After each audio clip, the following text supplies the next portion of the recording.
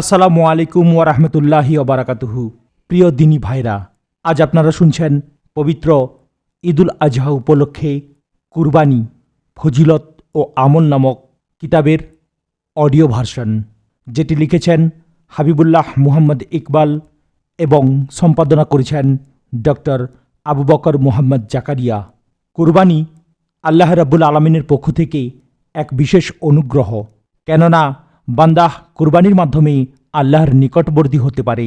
কুরবান শব্দটি কুরবুন শব্দ থেকে উৎকলিত, অর্থাৎ নিকটবর্তী হওয়া, সান্নিধ্য লাভ করা।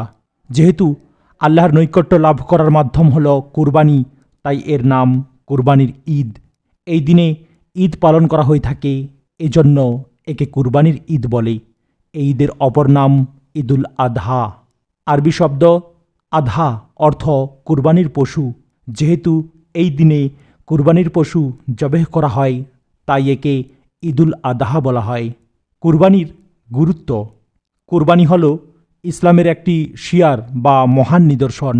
কুরআন মাজিদে আল্লাহ তাআলা নির্দেশ দিয়েছেন, তোমার প্রতিপালকের উদ্দেশ্যে সালাত আদায় করো ও পশু কুরবানি করো। সূরা আল কাউসার। আবু হুরায়রা রাদিয়াল্লাহু তাআলা আনহু থেকে বর্ণিত, রাসূলুল্লাহ সাল্লাল্লাহু আলাইহি ওয়াসাল্লাম বলেছেন, যে ব্যক্তি সামর্থ্য থাকা সত্ত্বেও কুরবানি করে না, সে যেন আমাদের ঈদগাহের ধারে না আসে। মুসনাদে আহমদ, ইবনে মাজাহ 3123। হাদিসটি হাসান। যারা কুরবানি পরিত্যাগ করে তাদের প্রতি এ হাদিস একটি সতর্কবাণী। অনুরূপভাবে রাসূল সাল্লাল্লাহু আলাইহি ওয়াসাল্লাম কুরবানি করার নির্দেশ দিয়ে বলেন, হে লোক সকল, প্রত্যেক পরিবারের উপর কুরবানি দেয়া অপরিহার্য। সুনান ইবনে মাজাহ 3125। হাদিসটি হাসান। উল্লেখিত আলোচনা থেকে প্রমাণিত হয় যে কুরবানি করা ওয়াজিব, তবে অনেক ওলামায়ে কিরাম কুরবানি করা সুন্নাতে মুআক্কাদাহ বলেছেন। কুরবানির ইতিহাস। কুরবানি আল্লাহ তাআলার একটি বিধান। আদম আলাইহিস সালাম হতে প্রত্যেক নবীর যুগে কুরবানি করার ব্যবস্থা ছিল। যেহেতু প্রত্যেক নবীর যুগে এর বিধান ছিল, সেহেতু এর গুরুত্ব অত্যধিক। যেমন ইরশাদ হয়েছে, আমি প্রত্যেক সম্প্রদায়ের জন্য কুরবানির নিয়ম করে দিয়েছি। তিনি তাদেরকে জীবনোপকরণ স্বরূপ যে সকল চতুষ্পদ জন্তু দিয়েছেন, সেগুলির উপর যেন তারা আল্লাহর নাম স্মরণ করে। সূরা আল হজ আয়াত নম্বর 34। আর তুমি তাদের নিকট আদমের 2 পুত্রের সংবাদ যথাযথভাবে বর্ণনা করো, যখন তারা উভয়ই কুরবানি পেশ করল। অতঃপর একজন থেকে গ্রহণ করা হলো আর অপরজনের থেকে গ্রহণ করা হলো না। সূরা আল মাইদাহ আয়াত নম্বর 34। আল্লাহ তাআলা তার প্রিয় বন্ধু ইব্রাহিম আলাইহিস সালামকে বিভিন্ন পরীক্ষায় অবতীর্ণ করেছেন এবং ইব্রাহিম আলাইহিস সালাম সকল পরীক্ষায় উত্তীর্ণ হয়েছেন। আল্লাহ তাআলা বলেন, আর স্মরণ করো যখন ইব্রাহিমকে তার রবের কয়েকটি বাণী দিয়ে পরীক্ষা করলেন, অতঃপর সেটা পূর্ণ করল। তিনি বললেন, আমি তোমাকে নেতা বানাবো। সূরা আল বাকারাহ আয়াত নম্বর 124। নিজ পুত্র জবেহ করার মতো কঠিন পরীক্ষায় সম্মুখীন হয়েছিলেন ইব্রাহিম আলাইহিস সালাম। এ বিষয়ে সূরা আস-সাফফাতের 100 থেকে 109 নম্বর আয়াতে বলা হয়েছে, তিনি বললেন, হে প্রভু, আমাকে নেক সন্তান দান করুন। অতঃপর আমি তাকে সুসংবাদ দিলাম এক অতীব ধৈর্যশীল সন্তানের।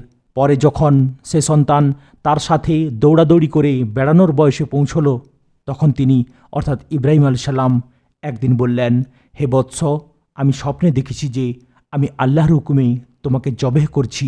এখন তুমি চিন্তাভাবনা করে দেখো এবং তোমার অভিমত কি? তিনি অর্থাৎ ইসমাইল আলাইহিস সালাম বললেন, হে পিতা, আপনি তাই করুন যা করতে আপনি আদিষ্ট হয়েছেন। ইনশাআল্লাহ আপনি আমাকে ধৈর্যশীলদের মধ্যে পাবেন। অতঃপর যখন দুজনই আল্লাহর আদেশ মানতে রাজি হলেন, তখন তিনি অর্থাৎ ইব্রাহিম আলাইহিস সালাম পুত্রকে জবেহ করার জন্য শুইয়ে দিলেন। আমি তাকে ডেকে বললাম, হে ইব্রাহিম, তুমি স্বপ্নকে সত্যে পরিণত করেছ। আমি এভাবেই নেক বান্দাদেরকে পুরস্কৃত করে থাকি। নিশ্চয়ই এটি বড় পরীক্ষা। আর আমি তাকে বিনিময় করে দিলাম এক বড় কোরবানির দ্বারা, এবং তা পরবর্তীর জন্য দৃষ্টান্ত স্থাপন করলাম। শান্তি বর্ষিত হোক ইব্রাহিম আলাইহিস সালামের উপর। একমাত্র আল্লাহ তাআলার নৈকট্য লাভের প্রত্যাশায় এবং আল্লাহ প্রদত্ত কঠিনতম পরীক্ষায় সাফল্যজনকভাবে উত্তীর্ণ হওয়ার উদ্দেশ্যে এক মহান পিতার প্রাণাধিক পুত্রকে কুরবানি করার মধ্য দিয়ে ধৈর্যশীলতার উত্তম নমুনা পেশ পৃথিবীর ইতিহাসে এক বিরল ঘটনা। কুরআন মাজিদে উল্লেখিত আয়াতসমূহে ইব্রাহিম ও ইসমাইল আলাইহিসসালামের আত্মত্যাগ এবং সীমাহীন আনুগত্যের সাবলীল বিশ্লেষণ তুলে ধরা হয়েছে। উল্লেখিত আয়াত দ্বারা প্রমাণিত হয় যে স্বীয় পুত্র জবেহ না হয়ে দুম্বা জবেহ হওয়ার মাধ্যমে উম্মতে মুহাম্মাদি সাল্লাল্লাহু আলাইহি ওয়াসাল্লামের উপর কুরবানি ওয়াজিব হয়। কুরবানির উদ্দেশ্য: কুরবানি একটি গুরুত্বপূর্ণ ইবাদত। আল্লাহ রাব্বুল আলামিন মানব জাতিকে সৃষ্টি করেছেন শুধু তার ইবাদত করার জন্য। তাই আল্লাহ তাআলার বিধান তার নির্দেশিত পথে পালন করতে হবে। তিনি বলেন, আমি জিন ও মানুষকে এজন্য সৃষ্টি করেছি যে তারা শুধু আমার ইবাদত করবে। সূরা আজ-জারিয়াত আয়াত নম্বর 56। আল্লাহ তাআলার পক্ষ থেকে কুরবানির বিধান আমাদের উপর আসার বেশ কিছু উদ্দেশ্যও রয়েছে। 1. শর্তহীন আনুগত্য। আল্লাহ তাআলা তার বান্দাকে যে কোনো আদেশ দেওয়ার ইখতিয়ার রাখেন এবং বান্দা তা পালন করতে বাধ্য। তাই তার আনুগত্য হবে শর্তহীন। আল্লাহর আদেশ সহজ হোক আর কঠিন হোক, তা পালন করার বিষয়ে একই মন মানসিকতা থাকতে হবে এবং আল্লাহর হুকুম মানার বিষয়ে মায়া মমতা প্রতিবন্ধক হতে পারে না। ইব্রাহিম আলাইহিস সালামের আনুগত্য ছিল শর্তহীন। এজন্য মহান আল্লাহ যেভাবে বিশ্ব মানবমণ্ডলীকে বিভিন্ন জাতিতে বিভক্ত করেছেন, ঠিক সেভাবে সর্বশেষ জাতি হিসেবে মুসলিম জাতির পিতাও মনোনয়ন দিয়েছেন। কোরআনে এসেছে, এটা তোমাদের পিতা ইব্রাহিমের মিল্লাত, তিনি পূর্বে তোমাদের নামকরণ করেছেন মুসলিম। সূরা আল হজ আয়াত নম্বর ৭৮। 2. তাকওয়া অর্জন। তাকওয়া অর্জন ছাড়া আল্লাহর নৈকট্য লাভ করা যায় না। একজন মুসলিমের অন্যতম চাওয়া হলো আল্লাহ তাআলার নৈকট্য অর্জন। পশুর রক্ত প্রবাহিত করার মাধ্যমে কুরবানিদাতা আল্লাহ রাব্বুল আলামিনের নৈকট্য অর্জন করেন। যেমন আল্লাহ তাআলা বলেন, আল্লাহর নিকট পৌঁছায় না তাদের গোশত এবং রক্ত, বরং পৌঁছায় তোমাদের তাকওয়া।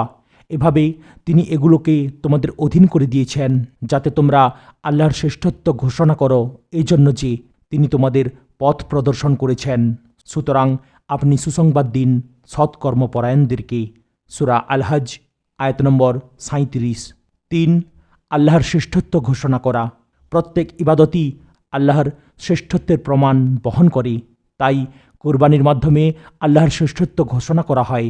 যেমন আল্লাহ তাআলা বলেন, এভাবে তিনি এগুলোকে তোমাদের অধীন করে দিয়েছেন যাতে তোমরা আল্লাহর শ্রেষ্ঠত্ব ঘোষণা করো, এজন্য যে তিনি তোমাদের পথ প্রদর্শন করেছেন। সুতরাং আপনি সুসংবাদ দিন সৎকর্মপরায়ণদেরকে। সূরা আল হজ আয়াত নম্বর ৩৭।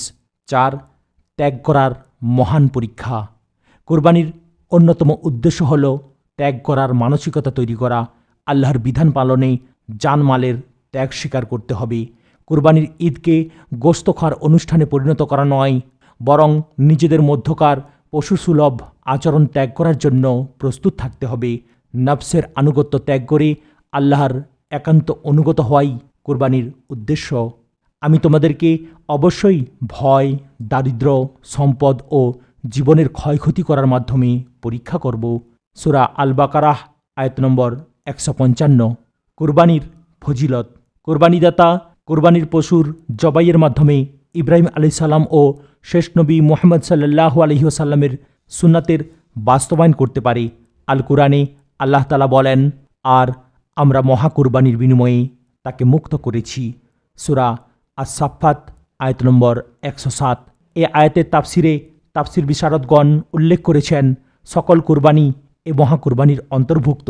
এজন্য রাসূল সাল্লাল্লাহু আলাইহি ওয়াসাল্লাম যায়েদ ইবনে আরকাম বর্ণিত হাদিসেও কুরবানিকে ইব্রাহিম আলাইহিস সালামের সুন্নাত হিসাবে উল্লেখ করেছেন। 2. কুরবানির রক্ত প্রবাহিত করার মাধ্যমে আল্লাহ রাব্বুল আলামিনের নৈকট্য অর্জিত হয়। আল্লাহ তাআলা বলেন, আল্লাহর নিকট পৌঁছায় না তাদের গোশত এবং রক্ত, পৌঁছায় তোমাদের তাকওয়া। এভাবে তিনি এগুলোকে তোমাদের অধীন করে দিয়েছেন যাতে তোমরা আল্লাহর শ্রেষ্ঠত্ব ঘোষণা করো, এজন্য যে তিনি তোমাদের পথ প্রদর্শন করেছেন। সুতরাং আপনি সুসংবাদ দিন সৎকর্মপরায়ণদেরকে। সূরা আল হজ আয়াত নম্বর ৩৭। 3. কুরবানি আল্লাহ তাআলার অন্যতম নিদর্শন। সূরা হজ্জের ৩৬ নম্বর আয়াতে আল্লাহ বলেন, কুরবানির উটসমূহকে আমরা তোমাদের জন্য আল্লাহর নিদর্শনের অন্যতম করেছি। তোমাদের জন্য যাতে কল্যাণ রয়েছে। সুতরাং সারিবদ্ধভাবে দণ্ডায়মান অবস্থা এগুলোর উপর তোমরা আল্লাহর নাম স্মরণ করো, আর যখন কাত হয়ে পড়ে যায় তখন সেগুলো হতে খাও, আর আহার করাও ধৈর্যশীল, অভাবী ও ভিক্ষাকারী অভাবগ্রস্তকে। এভাবে আমি ওদেরকে তোমাদের অধীন করে দিয়েছি যাতে তোমরা কৃতজ্ঞতা প্রকাশ করো। এ আয়তে কুরবানির ফজিলত সুস্পষ্টভাবে তুলে ধরা হয়েছে এবং কুরবানির পশুকে আল্লাহর অন্যতম নিদর্শন হিসেবে তুলে ধরা হয়েছে। 4. পশু দ্বারা কুরবানির মাধ্যমে আল্লাহর জিকির বা স্মরণের বাস্তবায়ন করে থাকেন। এ প্রসঙ্গে পবিত্র কুরআনে ইরশাদ হয়েছে, আমি প্রত্যেক সম্প্রদায়ের জন্য কুরবানির নিয়ম করে দিয়েছি। তিনি তাদেরকে জীবনোপকরণ স্বরূপ যে সকল চতুষ্পদ জন্তু দিয়েছেন সেগুলোর উপর যেন তারা আল্লাহর নাম স্মরণ করে। সূরা আল হাজ আয়াত নম্বর 34। 5. কুরবানির প্রবাহিত রক্ত আল্লাহ তাআলার কাছে দুটি কুচকুচে কালো ছাগলের চেয়ে প্রিয় ও পবিত্র। এ প্রসঙ্গে রাসূলুল্লাহ সাল্লাল্লাহু আলাইহি ওয়াসাল্লাম হতে আবু হুরায়রা রাদিয়াল্লাহু তাআলা আনহু বর্ণনা করেন, রাসূলুল্লাহ সাল্লাল্লাহু আলাইহি ওয়াসাল্লাম বলেছেন, কুরবানির প্রবাহিত রক্ত আল্লাহ তাআলার কাছে দুটি কুচকুচে কালো ছাগলের চেয়ে অধিক প্রিয়। সুনান বাইহাকি। 6. ইসলামে হজ একটি গুরুত্বপূর্ণ মৌলিক ইবাদত। হজ্জের সাথে কুরবানির অনেক বিষয় জড়িত। হাজিগণ এ দিনে তাদের পশু জবেহ করে হজকে পূর্ণ করেন। এজন্য এর নাম হল শ্রেষ্ঠ হজের দিন। হাদিসে এসেছে, ইবনে উমর রাদিয়াল্লাহু তাআলা আনহু বলেন, রাসূলুল্লাহ সাল্লাল্লাহু আলাইহি ওয়াসাল্লাম কুরবানির দিন জিজ্ঞেস করলেন, এটা কোন দিন? সাহাবাগণ উত্তর দিলেন, এটা ইয়াউমুন নাহর বা কুরবানির দিন। রাসূল করিম সাল্লাল্লাহু আলাইহি ওয়াসাল্লাম বললেন, এটা হলো ইয়াউমুল হাজ্জিল আকবার বা শ্রেষ্ঠ হজ্জের দিন। সুনান আবু দাউদ। 7. কুরবানির মাধ্যমে সামাজিক ও পারিবারিক ঐক্য প্রতিষ্ঠা করার বিশেষ সুযোগ সৃষ্টি হয়। সমাজে আল্লাহর বিধান প্রতিষ্ঠার জন্য ঐক্যবদ্ধভাবে কাজ করার প্রেরণা তৈরি হয়। আল্লাহ তাআলা বলেন, তোমরা আল্লাহর রজ্জুকে ঐক্যবদ্ধভাবে আঁকড়ে ধরো এবং পরস্পর বিচ্ছিন্ন হইও না। সূরা আলে ইমরান আয়াত নম্বর 103। 8. কুরবানিতে গরিব মানুষের অনেক উপকার হয়। যারা বছরে একবারও গোশত খেতে পারে না তারাও গোশত খাওয়ার সুযোগ পায়। দারিদ্র্য বিমোচনেও এর গুরুত্ব রয়েছে। কুরবানির চামড়ার টাকা গরিবের মাঝে বন্টন করার মাধ্যমে গরিব দুঃখী মানুষের প্রয়োজন মেটানো সম্ভব। অপরদিকে কুরবানির চামড়া অর্থনীতিতে একটি বিরাট ভূমিকা পালন করে থাকে। কুরবানির পশু। 1.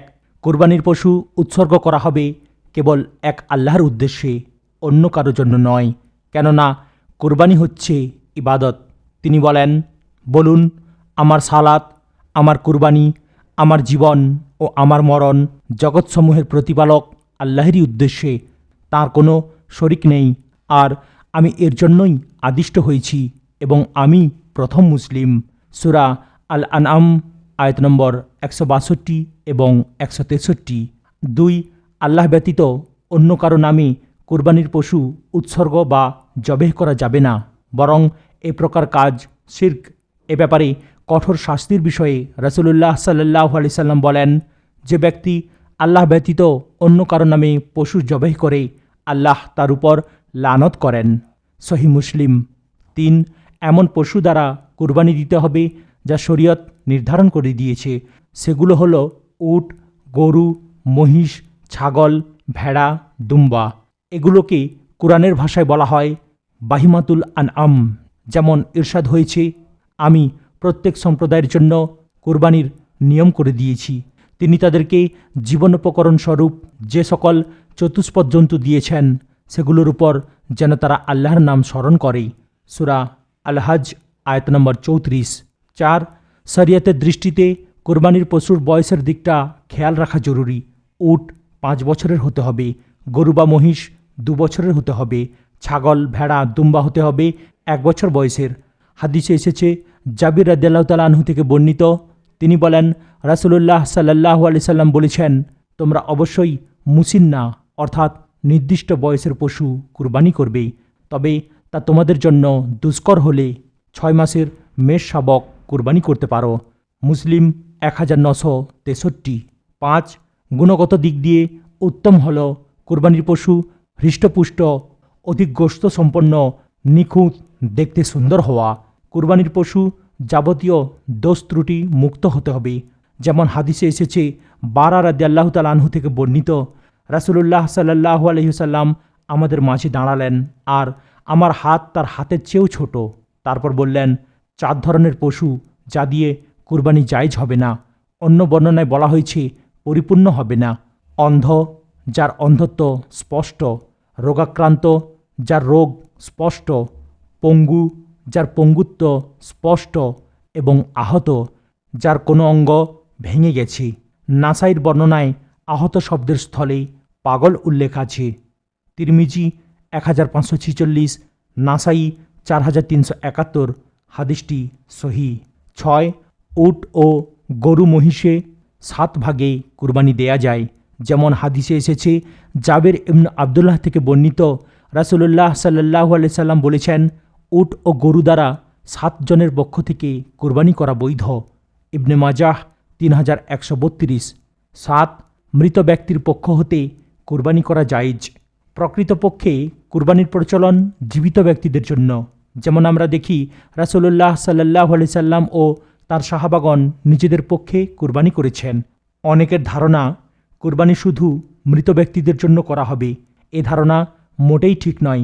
তবে মৃত ব্যক্তিদের পক্ষ হতে কুরবানি করা জায়েজ আছে। কুরবানি এক প্রকার সাদকাহ, আর মৃত ব্যক্তির নামে যেমন সাদকাহ করা যায়, তেমনি তার পক্ষ হতে কুরবানিও দেয়া যায়। কুরবানির পশু জবেহ। 1. কুরবানিদাতা নিজের কুরবানির পশু নিজেই জবেহ করবেন, যদি তিনি ভালোভাবে জবেহ করতে পারেন।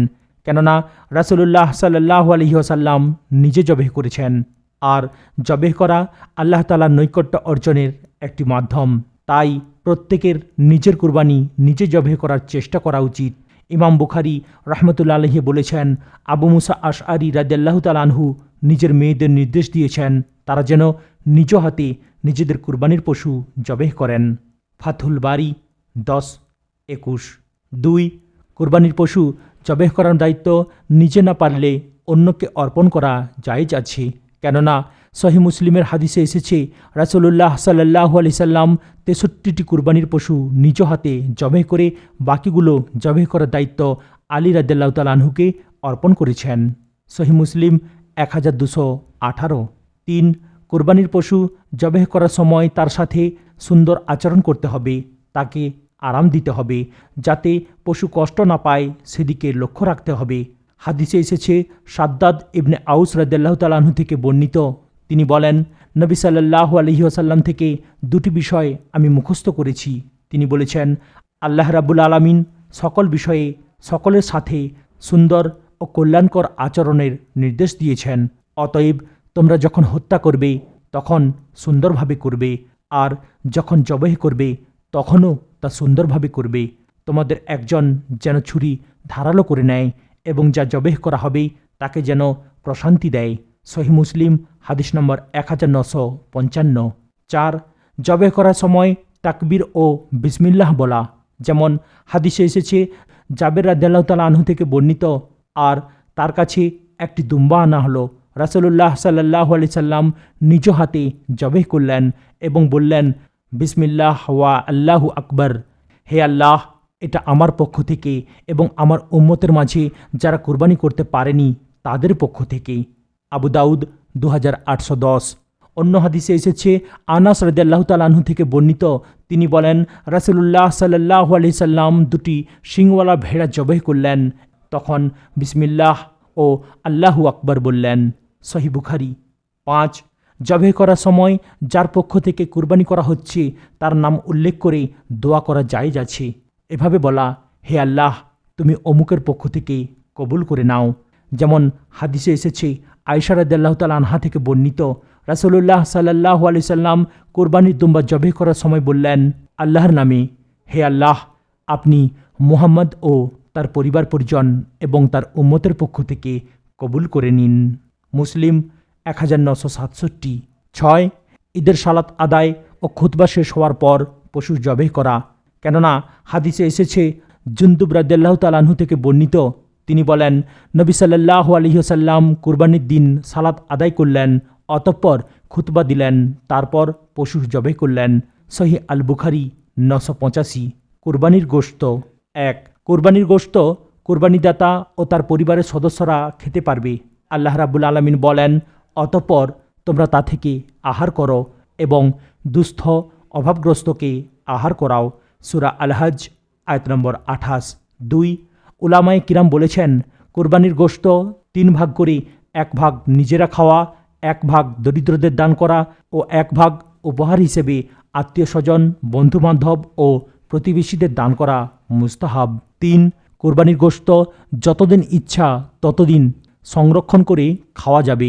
কুরবানির গোশত সম্পর্কে রাসূলুল্লাহ সাল্লাল্লাহু আলাইহি সাল্লাম বলেছেন, তোমরা নিজেরা খাও ও অন্যকে আহার করাও এবং সংরক্ষণ করো। সহিহ আল বুখারী 5569। 4। কুরবানির পশুর গোশত, চামড়া, চর্বি বা অন্য কোনো কিছু বিক্রি করা জায়েজ নেই। কসাই বা অন্য কাউকে পারিশ্রমিক হিসেবে কুরবানির গোশত দেওয়া জায়েজ নয়। হাদিসে এসেছে, আর তা প্রস্তুতকরণে তা থেকে কিছু দেয়া হবে না। বুখারী 1716। তবে দান বা উপহার হিসাবে কসাইকে কিছু দিলে তা নাজায়েজ হবে না। কুরবানির সময়কাল। কুরবানির শেষ সময় হচ্ছে জিলহজ মাসের 13 তারিখের সূর্যাস্তের সাথে সাথে। অতএব কুরবানির পশু জবাই করার সময় হল 4 দিন। কুরবানি ঈদের দিন এবং ঈদের পরবর্তী 3 দিন অর্থাৎ জিলহজ মাসের 10, 11, 12 ও 13 তারিখ। এটাই উলামায়ে কিরামের নিকট সর্বোত্তম মত হিসেবে প্রাধান্য পেয়েছে, কারণ আল্লাহ রাব্বুল আলামিন বলেন, যাতে তারা তাদের কল্যাণময় স্থানগুলোতে উপস্থিত হতে পারে এবং তিনি তাদের চতুষ্পদ জন্তু হতে যা রিজিক হিসেবে দান করেছেন তার উপর নির্দিষ্ট দিনগুলোতে আল্লাহর নাম স্মরণ করতে পারে। সূরা আল হজ আয়াত নম্বর 28। এই আয়াতের ব্যাখ্যায় ইমাম বুখারী রহমতুল্লাহ আলাইহি বলেন, ইবনে আব্বাস রাদিয়াল্লাহু তাআলা আনহু বলেছেন, এই আয়াতে নির্দিষ্ট দিনগুলো বলতে বুঝায় কুরবানির দিন ও তার পরবর্তী 3 দিন। ফাথুল বারী 2য় খণ্ড পৃষ্ঠা নম্বর 561। অতএব এই দিনগুলো আল্লাহ তাআলা কুরবানির পশু জবাই করার জন্য নির্ধারণ করেছেন। এ ব্যাপারে জুবাইর ইবনে মুতঈম রাদিয়াল্লাহু তাআলা আনহু বলেন, রাসূলুল্লাহ সাল্লাল্লাহু আলাইহি সাল্লাম বলেছেন, আইয়ামে তাশরিকের প্রতিদিন জবাই করা যায়। মুসনাদ আহমদ 482। হাদিসটি সহিহ। আর আইয়ামে তাশরিক সম্পর্কে বলা হয়, আইয়ামে তাশরিক বলতে 11, 12 ও 13 জিলহজকে বুঝায়। তবে কারো মতে কুরবানি ঈদের দিন এবং ঈদের পরবর্তী 2 দিন করা যায়। কার উপর কুরবানি আবশ্যক? কুরবানির পশু জবাই করতে আর্থিকভাবে সমর্থন ব্যক্তির উপর কুরবানি ওয়াজিব। সামর্থ্যবান কাকে বলা হবে এ বিষয়ে উলামায়ে কিরামের মতপার্থক্য রয়েছে। 1. হানাফি মাযহাবের আলেমদের মতে ব্যক্তিগত আসবাবপত্র ও ঈদের দিনগুলোর মধ্যে খাওয়া দাওয়ার অতিরিক্ত জাকাতের নিসাব পরিমাণ সম্পদের মালিকের উপর কুরবানি ওয়াজিব হবে। 2. একদল আলেমের মতে ঈদের দিনগুলোতে কুরবানির পশু খরিদ করার মতো অর্থ যার কাছে রয়েছে সে কুরবানি আদায় করবে। তাবিঈনুল হাক্কাইক 3-6। শারাহ আর রিসালাহ পৃষ্ঠা নম্বর 367। হাশিয়াতুল বাজুরি 2-304। কাশাফুল কিনা 3-18। এ প্রসঙ্গে রাসূলুল্লাহ সাল্লাল্লাহু আলাইহি সাল্লামের হাদিস দ্বিতীয় মতটিকে শক্তিশালী করে। হাদিসে এসেছে, যে কুরবানি করার মতো আর্থিক সচ্ছলতা লাভ করে সে যদি কুরবানি না করে তবে সে যেন আমাদের ঈদগাহে না আসে। এতে প্রমাণিত হয়েছে কোরবানির পশু জবাই করার সচ্ছলতাই এর জন্য অন্যতম শর্ত। কোরবানির জন্য নিসাব পরিমাণ সম্পদের মালিক হওয়া শর্ত নয়। কোরবানিদাতার করণীয়: 1. শুধু কুরবানির গোশত খাওয়ার জন্য কুরবানির পশু জবাই করা নয়, বরং আল্লাহর নৈকট্য লাভ করার কুরবানি করবেন। এ প্রসঙ্গে রাসূলুল্লাহ সাল্লাল্লাহু আলাইহি সাল্লাম ইরশাদ করেন, আর যে কেউ সালাতের পূর্বে নাহর করবে বা জবাই করবে সে তো তার পরিবারবর্গের জন্য গোশতের ব্যবস্থা করল, কুরবানির কিছু আদায় হলো না। সহিহ বুখারী 965। 2. কুরবানিদাতা ঈদের চাঁদ দেখার পর স্বীয় চুল ও নখ কাটা থেকে কুরবানি করা পর্যন্ত বিরত থাকবেন। হাদিসে এসেছে, উম্মে সালামা রাদিয়াল্লাহু তাআলা আনহা থেকে বর্ণিত, নবী সাল্লাল্লাহু আলাইহি ওয়াসাল্লাম বলেছেন, তোমাদের মাঝে যে কুরবানি করার ইচ্ছে করে সে যেন জিলহজ মাসের চাঁদ দেখার পর থেকে চুল ও নখ কাটা থেকে বিরত থাকে। ইমাম মুসলিম হাদিসটি বর্ণনা করেছেন। 3. কোরবানির দ্বারা পরিবেশ দূষিত হয় এমন কোনো কাজ করা থেকে বিরত থাকতে হবে। সুতরাং পশুর রক্ত মাটি দ্বারা ঢেকে দেয়া, ময়লা আবর্জনা সরিয়ে ফেলা একান্ত প্রয়োজন। আল্লাহ তাআলা আমাদেরকে কোরবানির মাধ্যমে আল্লাহর নৈকট্য লাভ করার তৌফিক দিন। আমিন। এখানেই সমাপ্ত হলো। চ্যানেলটির অন্যান্য ভিডিওগুলি দেখার জন্য দয়া করে সাবস্ক্রাইব করবেন, লাইক, কমেন্ট এবং শেয়ার করতেও ভুলবেন না। আসসালামু আলাইকুম ওয়া রাহমাতুল্লাহি ওয়া বারাকাতুহু।